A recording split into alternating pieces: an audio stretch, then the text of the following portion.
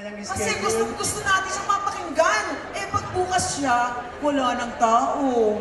So now, ang tawag dyan is, we are truly blessed to have with us today a man who has inspired countless lives with his wit, wisdom, and unwavering faith.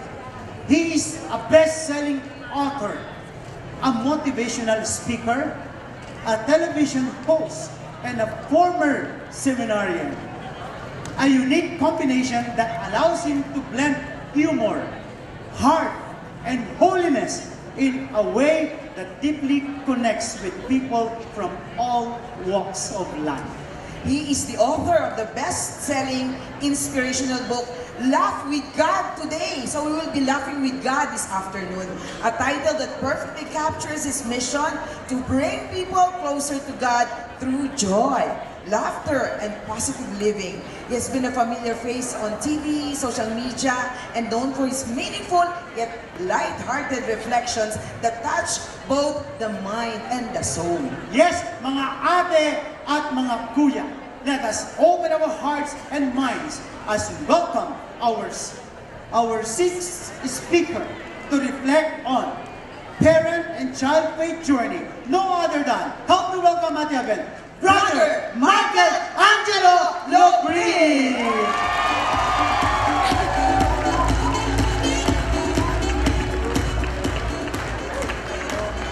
Maraming salamat, Father Edric, Ate Abel. Palakpakan po natin ang Panginoon. Talaga naman ang Prex. Wala po kayong pinipili kahit pinapagyo na kayo. Una po, natutuwa ako sapagkat ang magmimisa po pala ay si Archbishop Alarcon. At nandito ba ang mahal na ina ng Peña Francia? Dinala po dito. Ako po'y Bicolandia. Taga Bicol ho ang aking pamilya. Taga Barcelona, Sorsogon, Monsignor. Alam niyo ho, hindi ko talaga matatanggihan ang inyong convention dahil unang-una, ang ating pong spiritual director at advisor ay ang aking pong paboritong rektor. Nung ako ay nasa San Carlos Seminary, si Monsignor Romy Ranyada. Monsignor Romy, alam niyo ho, itatanggi man niya o hindi, paborito rin ho niya ako seminarista. Dahil yung siya po ay naging Monsignor, dahil wala naman ho yung pangarap at balak maging Monsignor, ginawang Monsignor. Eh ang problema, pag walang balak ang paring mag-Monsignor, hindi marunong magsuot ng sash, yung paha. Sa sobrang sip-sip ko dyan, ako ho ang nagsusuot ng paha sa kanya nung seminarista kami. Kaya sabi ko, bawat sinusuotan ko si Monsignor, malamang hindi ako nito mapapalabas sa seminaryo. Kaya lang, nung siya po'y napalitan na, yung sumunod, palalabasin na po ako, no? Pero ganun pa man, Monsignor, salamat po na ako po'y naanyahan niyo muli. At kagaya dati, hindi pa rin nagbabago ang Prex. Ang dahil bulaklak, parang El Shaddai pa rin po, ano? Kaya hindi na ho ko dito pupunta. Baka magmukha po ko Santo Niño. Mag-away pa ho kami ng mahal na birhen ng Peña Francia, no? Alam niyo po, salamat sa Panginoon. Palakpakan natin ang Panginoon. Nakikisama. Mukhang iniintay lang tayo matapos, as uulan na, no?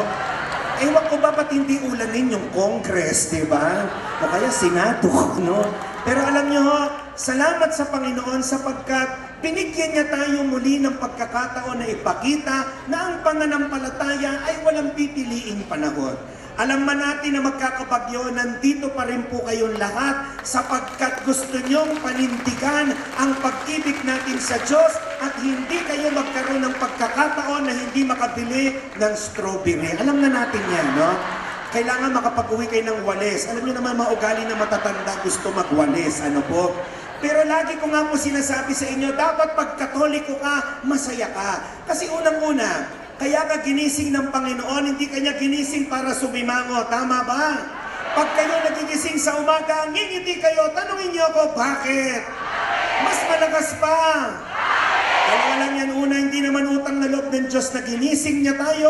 Pangalawa, wala tayong karapatang sumimangot kung hindi ka naman kagandahan at kagwapuhan. Tulong mo na lang sa sarili mo yan. Kasi imagine mo, pangit ka na. Masama pa ugali mo, pati kang chismosa ka pa sa parokya.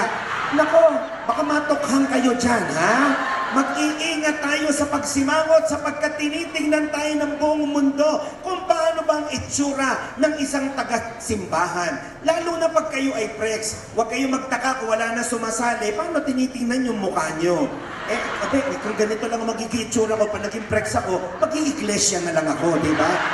Kailangan makita sa atin ang liwanag ni Kristo kahit sa kadiliman ng mundo. Di ba ang dilim ng Pilipinas ngayon? Pero nagpapasalamat tayo kay Lord, umulan ng umulan. Dahil doon nalaman natin ang dami nagnanakaw sa flood control. Di po ba? Huwag kayong mag-alala. Nagsalita po ako sa isang recollection sa mga congressman. Sabi ko sa kanila, magpakabait na kayo. At dapat mabait. Kasi pag ang tao nagbabait-baitan, napupunta sa langit-langitan. Ha? Hindi aabot yan sa langit. Pero ito dapat ang tanungin natin ang sarili natin. Ano? Tanungin niyo ako, ano? Bago tayo magtuturo na korap ang mga politiko, baka naman tayo rin korap. Baka tayo rin ay may sariling kasalanan at may ambag tayo sa nangyayari ng lahat ng ito. Ang ganda ho ng topic na ibinigay nyo sa akin. 40 minutes ako magsasalita, ang biyahe ko 6 na oras. Diba? Ganyan po ang pagmamahal sa inang simbahan, no? Talagang sabi ko talaga, nung umaakit na kami ng senior, sabi ko, grabe yung fog. Baka pagtingin mo, wala nang tulay, natakot ako eh. Dahil sa mga nangyaring mga ghost project, baka wala na atang tulay ah. Huwag na tayong tumulong. Sabi ko na lang kay Monsignor, i-YouTube na lang ako, ipasa na lang sa inyo. Pero sa gitna ng kadilimang ito, sa dami ng issue ng korupsyon, sa dami ng ilang mga lingkod bayan na naging lingkod bayan, hindi dapat tayo magpadaig sa kadiliman. Kailangan manatiling maliwanag ang pananampalataya. Paano?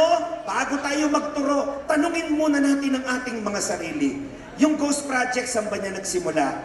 Nung high school tayo. Di ba? Sasabihin mo sa nanay mo, Nay, may project kami. Anong project nyo? Pamaypay. Magkano yan? 500. Grabe naman pamaypay yan. Diyan nagsimula ang Ghost Project. O kaya, ikaw ay may anak. Sabi ng anak mo, Mami, kailangan ko po ng kokomban. Kailangan ko ng folder. Tandaan nyo, ang korupsyon hindi na lang pera. Yung pagkuha ng gamit sa opisina. Sabi ng nanay sa anak, huwag kang mag-alala anak. May makukuhanan ako ng kokomban na yan at folder na yan. Maghintay ka lang bukas. Binigay na yung kokomban sa folder. After 2 weeks, bumalik yung anak. Sabi ng anak, Mami, reject po yung project. Bakit? Bakit daw po may logo ng Prex? O ayan, di ba? Ang nanakaw ng stationery. Tapos, magsasalita tayong korap yung mga politiko. Ako, alam nyo po, totoo yun, nagagalit ako kasi nakita nyo yung nangyari ngayon mo, Senyor, sa Cebu. Kawawa yung mga kababayan natin doon. Nakakalungkot na maraming tao ang nawala ng buhay dahil sa kapabayaan at kasakiman ng iilan. Pero ang tamang atake at tamang pananaw ay hindi maging pariseyo na turo ka ng turo, 3 daliri mo nakabalik sa inyo. Di ba totoo yan? Sakit yan ng mga Katoliko, lalo yung mga taong simbahan. O, bato-bato sa langit ang tamaan, magkabukol naman kayo. Nakailang konbensyon na kayo. Hindi pa rin kayo nagbabago. Nakakalungkot, di ba? Minsan PPC meeting, naubos na merienda, away kayo ng away. Hindi na nakapagsalita yung Monsignor, yung pare. Paano? Paligsahan. Kaya nga ako, nako, Monsignor, excited ako, mag-a-advent na. Alam nyo naman, pag may season sa Catholic Church, pumabait lahat ng katolikong taong simbahan. Dahil ang mga katoliko parang prutas, seasonal. Ha? Yan. Walang mag-aaway pag-advent. Pati-pati muna pag-let. Pag ordinary time, yan, rambulan na ulit tayo. Wala nang pakialaman to. Diba? Napansin ko, pagka may season kagaya ng Advent, payapa ang Mother Butler at Apostolada. Walang nag-aaway na CWL at Legion of Mary. Hindi nagpapaligsahan ng Prex at El Shaddai. Payapa ang mga lay minister at Knights of Columbus. Kailangan pa ba maghintay ng season? Hindi. Ang pananampalataya, dadalin mo kahit nasaan ka. Si Brother Michael, hindi ako natuloy magpari. 2 taon na lang pari na ako. Kaya lang na-realize ko, napakahirap magpari pag may itsura ka. Ano po, no? Natutunan ko yan kay Monsignor, ha? Ang tawag dyan, kababaang loob, ha?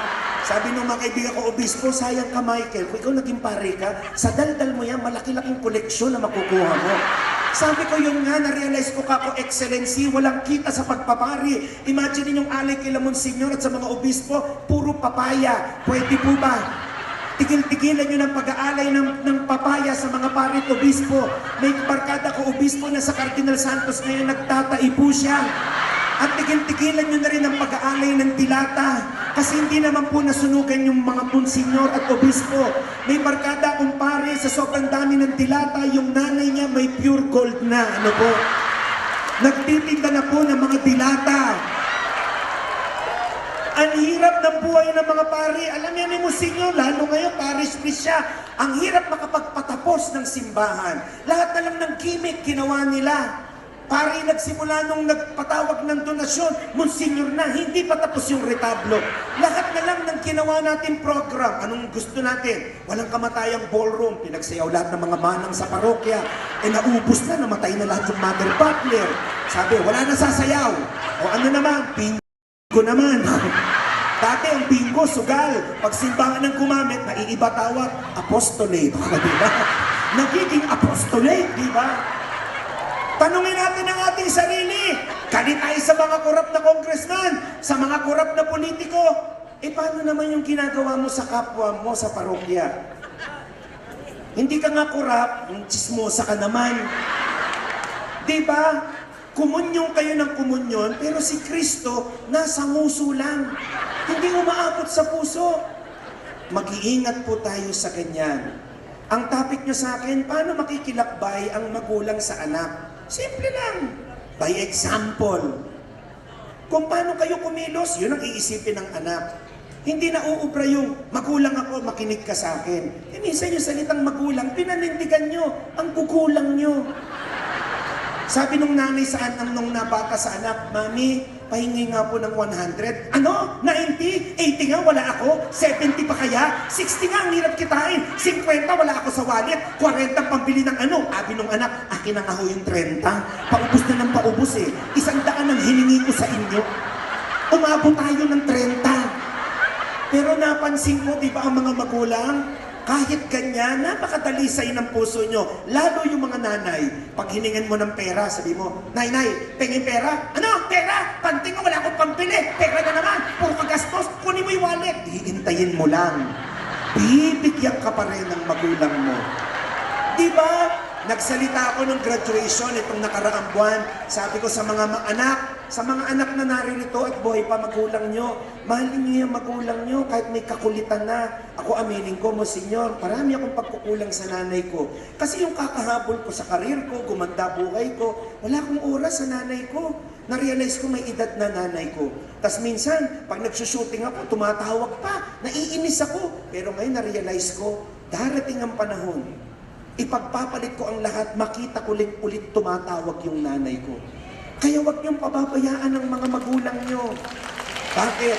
Sa 10 utos ng Diyos, tanging ang pagmamahal at paggalang sa magulang ang may reward at punishment clause.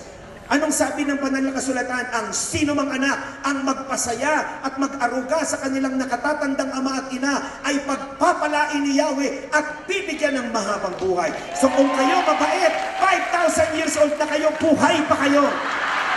Na apo na lahat ng miyembro ng PREX, ikaw na lang ang natira. Pati posisyon ni Monsignor, sa'yo na rin.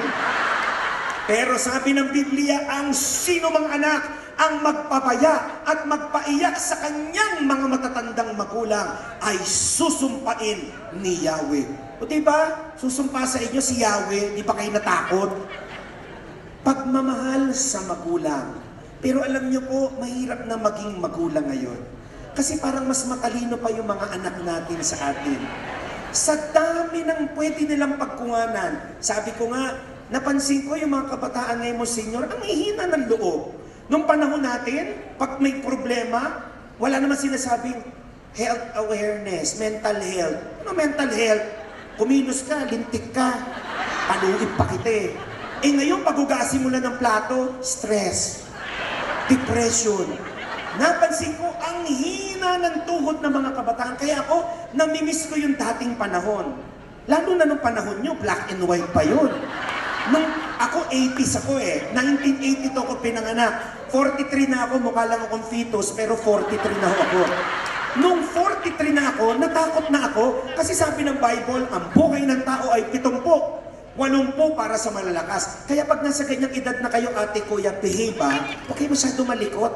20 pirma na ng bulate yan, mamamatay na kayo. Baka nga ihipan lang kayo ng hanging habagat, wala na kayong buhay. Ang telebisyon, di ikot. Diba? May sarahan, parang tabernakulo, thank you Lord, no? Para ka nagdasal, diba? At hindi ko makakalimutan, ang pera ko nung piso lang, pero ang saya-saya ko. Nalala nyo ba? Nung bata tayo, piso lang, pero buo ang mundo mo. Hindi mabitawan ng bata yun pag pumunta doon sa tindahan ni Aling Bebang na chismosa. Iniisip niya, ano kaya bibiling ko? Ano lang kayang bili ng piso mo? Yung sikat na chichiryang pompoms, Britos ring, rimpi, at kirey. Ang sikat na tsokolate nung ako ay grade 4, Lala. Pag ikaw ay naka-nips, medyo nakakaluwag-luwag ka na sa buhay. Diba yung nips yung, wanna see what happens in a bag of nips? What goes on before they touch my lips? They make a rainbow. Chocolate nips, a chocolate rainbow. Chocolate nips, and then they color all the flowers and they paint the trees. The sweet and delicious, look at all those bees. When I want fun, I get a bag of nips and make a rainbow. Nips, nakabisado ko na, kakakain ko niyan. Sinong makakalimot ng mga cartoon characters na sumabay sa pagtanda natin? Si Care Bears. Naalala niyo yung kapangyarihan na sa tiyan, Care Bears! Si Princess Sarah na tanga at si Becky walang malay. Di ba, pa nag-usap yung dalawa, sabi ni Sarah, Becky, nagugutom na ako. Sabi naman ni Becky, Hindi natin alam, si Becky nagnanakaw ng keso para pakain kay Sarah. Ito namang tangingot na Sarah, imbis na kainin yung keso, pinapakain pa sa mga kaibigan daga. Ang hindi natin alam, pag commercial, kinakain ni Sarah yung daga with cheese, di ba? Sinong makakalimot sa pinakamakapangyarihang robot? Si Voltes Pi. Di ba? Nagkaroon ng gera sa Gulfo. Nagpadala ang Amerika ng 1,000 jet. Ang China 500 jets. Ang Japan 5 jet lang ang pinadala. Umatras yung 1.5 nung narinig nila yung tunog. Ten. Sabi, sa panood ko yan. Hihiwain tayo ng letter V. At tandaan nyo, ang unang nakaimbento ng Zoom ay hindi tao. Si Voltes Pi, di ba pa sinabi nila, let's bolt in. Lahat sila nasa screen. Yun ang unang Zoom. Alam nyo ho, sana nakikita nyo ang tawa nyo ngayon. Kasi yan ang tawa na hindi kayang ibigay ng mundo at ng social media. Simpleng buhay. Kaya yan ang ipapaalala nyo sa anak nyo kahit sa sermon kayo ng sermon ng kung ano-ano. Na kahit kayo mismo hindi nyo naiintindihan na sinasabi nyo. Ipaalala nyo lang sa kanila kung gaano kasarap ang simpleng buhay. Para sabi ng lolo sa apo niya, alam mo apo, nung panahon ko, 20 years old, 20 sabi niya, 20 pesos lang, kaya ko nang makabili. Meron na ako sa 20 pesos, apo ha, nung panahon ko, 2 pantalon, 2 rubber shoes, 2 t-shirt, mayroon pang libreng sombrero. Sabi ng apo, talaga, grabe pala. Ngayon, ano po ba? Wala marami na CCTV. Ano po? So, hindi pala bumibili yung lolo. Sa shoplifting pala. Akala mo, father, no? Grabe naman yung 20 mo, senior. Wala, nangungupit yung lolo, di ba? Iba na ngayon. Kaya alam nyo ho, nagbigay ako ng retreat sa mga pare sa isang diocese, and I was explaining to our beloved clergy, even in our homilies in the Eucharist, we have to make sure that even in the simplicity of the gospel, we might feel the ever-loving presence of God and its power. Alam niyo po, masarap maging Katoliko sa panahong ito. Pero hindi natin yung sasabihin ng may pagmamalaki. Una, may kababaang loob. Kaya bago po ako magsimula, hindi pa ako nagsisimula. Introduction pa lang yun. Hindi, joke lang. Nakapagkalahati na. Yan, palakpakan natin ang Panginoon. Nakakalakad na si sister. Thank you po, ate.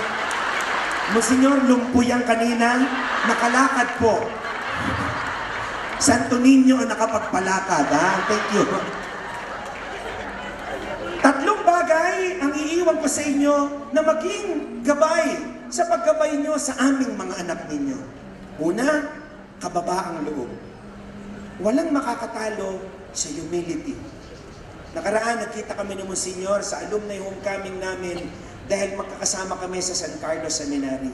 At yan na natutunan namin sa aming patron na si San Carlos Borromeo. Humilitas. Kababaang loob. Huwag tayong mayabang. Huwag niyo isipin na kayo'y prex dahil kayo pinakamabait sa parokya niyo. Hello? Mga itsura niyo pala, tinitignan ko na, no? Para mga hindi kayo pahuhuli ng buhay. Ito yung mga hindi mo malalagpasan ng chismisan. Pero nakita niyo, pag ang Diyos tumawag, hindi siya tumatawag ng mga karapat-dapat. Bagkos ginagawa niyang karapat-dapat ang kanyang mga tinatawag. God doesn't call the able, but He enables those He calls. Ako sa tagal ko bilang lay preacher, minsan tinatanong ko, Lord, bakit ako? Marami naman mas mabait sa akin dyan. Hindi naman akong pinakamabait. Meron din naman akong kalokohan. Meron din akong kasalanan. I'm sure ang ating mga kaparian, mga kaubispuan, kahapon magkausap kami ni Archbishop-elect David William Antonio. Nandun na kami sa Isabela, doon ako nang galing po, dumiretso ako dito. Kinikwento niya kung paano siya nagsimula bilang formator, at ngayon Archbishop-elect. Kayo po, naalala niyo ba nung unang araw niyo, nung kayo sumali sa PREX? Di ba sigla-sigla niyo? Ngayon, di ba ang dami niyong dahilan para hindi umatin? Ba't di kayo atin? Ang dami ng biyayang binigay sa inyo ng Diyos. Alaksan, Vicks, Efficacel oil. Kaya ako alam ko na, Monsignor, kahit nakapikit ako, kung sinong community nag-imbita, pagpasok ko dito, amoy alaksan at saka mga salompas. PREX ito, ano? Darating ang panahon, susubukin tayo ng pananampalataya na kahit naglilingkod tayo, hindi tayo immune sa mga problema. Hindi naman tayo pinangakuan ni Kristo ng magaang na buhay nung tayo ay sumunod. Kung ako mag-iisip lang, Diyos ko, 40 minutes lang ako magsasalita. 12 oras ako magbibiyahe. Pero inisip ko, hindi eh. Tinawag ako ni Lord. Ginawa niya akong bungangang naging tao. Di ba? Sanggol pa lang ako, nagtutok na ako. Dahil gusto ni Lord gamitin ako para sa kadakilaan niya at serbisyo ng inang simbahan. So wag natin itong ipagdamot. Gusto niyo maging mabuti ang mga anak niyo, kayo ang magpakita ng kababaang loob. Kung kayo nag-aaway ng mister niyo, wag niyo pakita sa harap nila. Kayo mismo, ipakita niyo ang kababaang loob. Ang mga kabataan kasi ngayon, hindi na nadadaan sa salita. Napansin niyo bakit mas gusto nila mga artista? Hindi naman nila tinitingnan yung ginagawa ng salita ng artista, kundi yung kilos ng artista. Kita niyo si Kristo, nung siya ay nangaral, hindi naman siya tumigil sa pagsasalita. Pwede naman niyang pagalingin yung kay Tonge nang hindi niya iniyayakap. Niyakap niya. Iba nga trip ni Kristo, di ba? May pinagaling na bulag, kumuha ng putik, may laway pa. Ew! Kaya na sabi ni Kristo, yun ang naiintindihan ng tao eh. Yun ang lingwahe natin. Yung lingwahe ng tao. Kababaang loob, huwag tayo mayabang.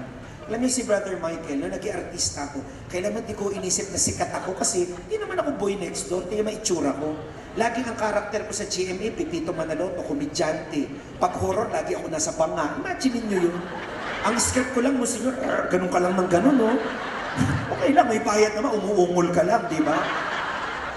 Nagkataon lang eh, na-discover ako ni Mike Enriquez, sumalangit na ang kaluluwa niya, at si Dingdong Dantes. Kaya ako nisip ko, Diyos ko, ako pa rin to, no? Yung Michelangelo na tawan-tawa ako sa maliliit na bagay. Yun ang hindi ko inalis sa sarili ko, yung simplicity sa magaganda at masasayang buhay. Kasi ngayon napansin ko, hindi na payamanan eh, Monsignor, pasayahan na lang. Nung nagpandemya, napansin nyo, naging pare-pareho tayo, may pera o wala. Di naman kayo nakalabas, di rin ako nakalabas. Di ba? Tumigil ang mundo, nag-iba. Mas, nung panahon ng pandemya, mas okay ang umutot kaysa umubo. Totoo yun, di ba, Monsignor? May barkada ako, umubo, mamaya wala na. Asa na siya? Clinimate na daw. Grabe naman yan. Umubo lang, nasamid. Di ba? But if there's one beautiful this pandemic gave us, ask me what? The beautiful gift this pandemic gave us is the gift to stop. natutunan nating huminto. Bakit? Lahat tayo busy sa kakapush ng ating agenda. Eh bigla sinabi ni Lord, oh yan, napahingan ka na, patay ka na. Di natin alam. Malay nyo, kaya ang sarap ng tawa nyo. Sabi ni Monsignor, di ako tumatawa ha. Diba? Hindi natin alam. Kaya ano sabi ng kanta natin sa simbahan, kung may gagawin kang mabuti, huwag mo na ipagpabukas ngayon na. Sabi ng kanta, minsan lamang ako daraan sa daigdig na ito. Kaya't anuman ang mabuhuting maaring gawin ko. Kailan? Ngayon. O anumang kabutihan ang maari kong ipadama, itulot ninyong magawa ko. Kailan? Ngayon. Ang mga bagay na ito, naway wag ko itong ipagpaliban o ipagwalang bahala, sapagkat di na ko muling daraan sa ganitong mga landas. Isa lang. Isang buhay lang. Pero sabi nga, if you have lived it well and for the Lord, once is enough. Sa ilang linggo lang, huhudyatan na natin ang bagong kalendaryo ng inang simbahan, ang Adbyento. Ang Adbyento, dalawang parte. Don't forget, the liturgical aspect of this season ay dalawa. Una, ang paghahanda natin sa pangalawang pagbabalik. Kaya kulay niya, violet, abo, penance. Kasi iba pag Advent, Pasko agad. Kaya pinagsasabihan ko nga ibang mga kaibigan natin, pare, Father, it is liturgically incorrect to put Christmas decors agad pagkapanahon ng Advento. Because it will give wrong signal. Alam niyo naman ang rule sa liturgy. Alam niyo ba yung liturgy? Ito yung bago yung letter F. Liturgy. May rule kami, you can negotiate with terrorists but never with liturgies. Ang Adbyento, hindi agad Pasko. Ang unang pinaghahandaan natin yung pangalawang pagbabalik. At dahil hindi natin alam, ang paghahanda ay hindi lang sa Adbyento. Araw-araw. Nung minsan may tinanong ako, nagbigay ako ng Advent Recollection last year sa isang parokya. Sabi ko, Nay, ano pong mangyayari sa December 25? Sumagot yung matanda, Brother, ipapanganak po muli ang Panginoon. Sabi ko, ha? Saan? Nang mapuntahan ko rin. Mga kapatid, hindi natin taon-taon pinapanganak si Jesus Christ. Maawa naman po kayo sa sinapupunan ng mahal na ina. 2,000 taon ang labas-masok yung batang yan. Baka sa darating na Pasko, hindi na iiris si Mama Mary. Aatsing na lang siya. Atsing! Jose, yung bata, lumabas na naman. At maawa naman kayo sa 3 hari. Sabi, uy, di ba, sisilang na naman yung baby. Ano ba yan? Taon-taon na lang. At maawa kay lalo kay Kristo, sabi ni Mama Mary, may bisita ka ha? Sabi ni Kristo, kailangan pa bang i-memorize yan? Piso na to. Hindi po natin inuulit. Pagkos, kinugulita. Pakiulit nga, kinugulita. Because the best gift that we receive in our faith is the gift to remember. Anamnesis. Pakiulit nga. Ang salungat niyan, amnesia. Maraming kanyang Katoliko, lalo na pag magko-koleksyon na. Ang dami nag-iimbita sa akin mga obispo, Brother, ikaw ulit magbigay ng Advent Recollection. Bishop, ako na nakarang taon, wala ka namang kaibigang ibang speaker. Sabi niya, aminin ko sa'yo, kasi nung ikaw ang nagsalita, nagpakolekta kami. Grabe yung kolekta, parang simbang gabi. Gusto mo, Monsignor, subukan natin ngayon. Sayang to, Monsignor, para sa community na to. No? Sabi ko, Bishop, ganito na lang, ipapatawag niyo yung mga kolektora, titignan ko ba't ba ang hina ng koleksyon mo? Diyos ko, nung dumating yung mga kolektora, kaya naman pala ang hina ng koleksyon, ang tatanda na ng mga kolektora, ang babagal lumakad, bago makarating, tapos na yung misa. Sabi ko, Bishop, kumuha ka mga kolektora, yung mga mukhang holdapper, yung malayo ka lang sa takot, ibabato na yung bagay, yun na yan! Huwag ka lalapit. At ang suggestion ko kay Monsignor at sa mga pare, kay Father, bago po sila magpakolekta, magdasal muna ng ganito. Manalangin tayo, Ama naming makapangyarihan, ipuin mo ang mga nagsisimba ngayon para walang magbigay ng piso. 5 piso, 10 piso, 20 pesos, pagko 50, 100, 500, mas mainam 1,000. Ang hindi magbigay, kuhunin mo na. Tignan ko lang, kung di nyo maibigay pati mga bag nyo. Bakit ka magbibigay? Tanungin nyo ako, bakit? Dahil tayo ang unang tumanggap. Nemo non that quod non habet. Ano yon? I want ice cream. Yun ba yan? Anong sabi? You cannot give what you do not have. Paano mo ituturo ang kababaang loob ko? Ikaw dukdukan ka ng yaman. Be humble. Second, be grateful. Pakiulit nga. Be grateful. Yan po turo nyo sa mga anak nyo. Everyday magpasalamat. The Eucharist showed us Eucharistomen. Thanksgiving. Pero anong ginagawa natin sa misa? Hingi ng hingi kay Lord. Nalilito na siya kung Panginoon pa siya o Panginoon. Kaya nakita nyo, sa liturgy, nilagyan na ng kung saan tayo hihingi. Saan? Sa prayers of the faithful.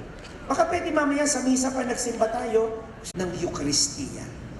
Huwag nating kalimutang humingi ng sapat na malay, sapat na pasasalamat, at sapat na kababaang loob. Sapagkat lahat ng meron tayo ay hiram lang natin sa Panginoon. Di ba kinakanta natin? Hiram sa Diyos ang aking buhay. Ikaw at ako, tanging handog lamang. Di ko ninais na ako'y isilang. Ngunit salamat dahil may buhay. Salamat sa Diyos. At ngayon, tinatawag tayong lahat na magpatuloy sa anumang estado meron ka. Politiko kang Katoliko, maglingkod ka ng may pananampalatayang Katolikong politiko. Isa kang pari, maglingkod ka bilang pari pagkatapos ng puso ni Jesus. Ikaw ay laiko, kagaya natin, maglingkod tayo sa isa't isa ng may kababaang loob, pasasalamat at malay. Sapagkat ito ang panawagan sa atin ng Diyos. May paborito kong kanta na post-communion prayer. At naluluha ako pag kinakanta yun sapagkat napakaganda nung paalala sa atin. Sabi ng kanta, in omnibus amare, in omnibus servire, in omnibus amare, et servire Dominum. In everything, love and serve the Lord. Tayo nga pong lahat. In omnibus amare, in omnibus servire, in omnibus amare, et servire Dominus. In everything, love and serve the Lord.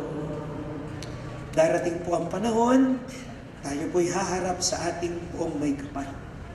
Sana pag nakita tayo ni Lord sa tarangkaan ng langit, ipasalubong niya tayo sa mga anghel at sabihin, hatakin mo yun, no?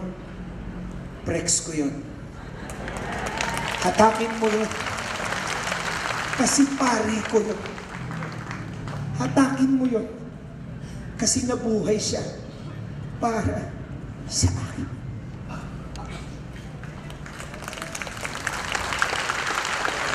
Salamat sa Diyos. Tinawag niya tayo. Ako po, ipagpapalit ko lahat ng meron ako. Pero hindi ko ipagpapalit ang pagiging Katoliko, pagiging lay preacher. Darating ang panahon, alam ko, hindi na ako kukunin sa Pipito Manaloto kasi 200 years old na ako. At saka paano pa ako kukunin, patay na rin kayong mga manunood. Darating ang panahon, bago na ang mga pari, ang mga obispo. Pero excited akong humarap sa Diyos at sabihin sa Kanya, Lord, nagsikap kami. Nagsikap kami na sundin ka. Kahit pinagtatawanan kami. Nagsikap kaming sundin ka. Kahit makasalanan kami. Nagsikap kaming yakapin at mahalin ka. Kahit paulit-ulit ang mga problema sa buhay namin. Bakit, Lord? Sapagkat ikaw ay tapat. Tandaan niyo po, walang alagad ang Diyos na papabayaan niya. Nakasulat tayo sa puso at kamay niya. Kaya mga minamahal na kapatid sa pananampalataya, sa PREX, magpatuloy kayo ng may sikla. Pag nakita niyo pumuputi na ang buhok niyo, kumukunot na ang noon niyo, naman lalabo na yung mata niyo, bumabagal na yung lakad niyo, humarap kayo sa salamin ng may tapang at sabihin niyo, Panginoon, ito pong puting buhok na ito, itong aking kulubot na mga muka, at yumuyukot na katawan, ito ang patunay ng pagmamahal ko sa iyo. Paglilingkuran kita bilang PREX hanggang sa huling sandali ng buhay ko. At ako naniniwala, Monsignor, pag ang pagbabago ay magsimula sa PREX, kaya nitong baguhin ang buong Pilipinas. Pag umuwi kayo sa inyong mga parokya, simulan niyong huwag manira, huwag manchismis. Pag meron kayong kasister na naliligaw, puntahan niyo, kausapin niyo, akayin niyo pabalik. Huwag kayong sumama sa pag-intriga sa mga pari, sa mga madre. Tumigil tayo sa mga mabababaw na pangangailangang pang sarili. Pagkas ipakita natin sa isa't isa ang kababahang loob, pasasalamat, at bagong malay.